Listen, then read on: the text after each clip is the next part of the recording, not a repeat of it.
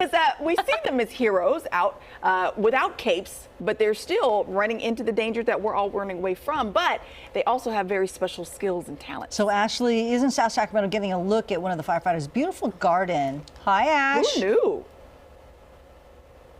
Hello. Yes, you know, we know the firefighters. Yes, you just made the comment, Court. They save lives. That's what they do. But when they're at their firehouses with their fellow firefighters, they're cooking. They're enjoying each other's company. Well, why not just start your garden and then cook with what you're producing outside? This is Kyle Hagerty. Kyle, so good to see you. Good to see you. Right, Thanks for coming out. Of course, this is Fire Station, or Firehouse, I should say, 50 in South Sacramento. Well, I got to tell you, we were recently on Twitter and we saw this video, and it was you giving everybody a tour of your garden. Take a look at this video, and I knew immediately we had to come out and meet you. This is just one Firehouses of about 5 or 6 that you've started gardens at. Kyle, tell me about your passion and love for gardening and why you want to do this at every fire station that you're at.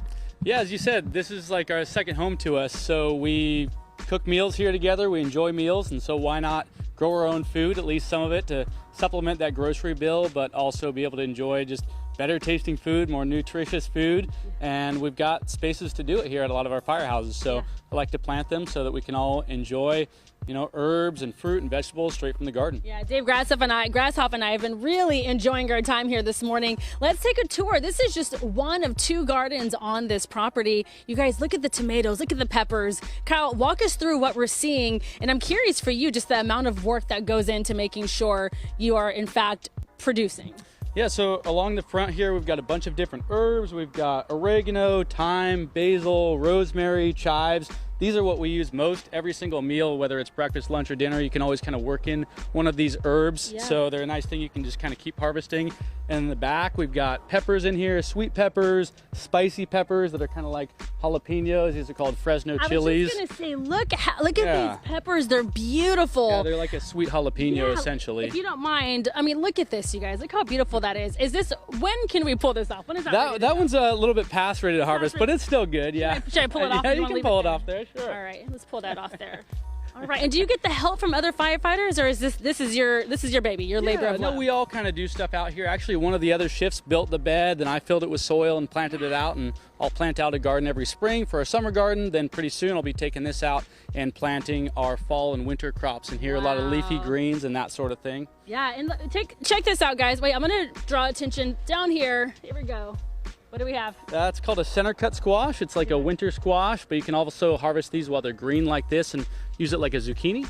Oh my gosh. Okay, and then we're gonna go over to the back side. We've got a trellis here with a bunch of different types of tomatoes. These are mostly cherry tomato varieties. So we've got these green ones. They're called sun greens. They're actually ripe when they're green like this. Super sweet, very productive. You can see these plants are just loaded down with tomatoes, a lot of different types of cherry tomatoes in here, some little red and green striped ones.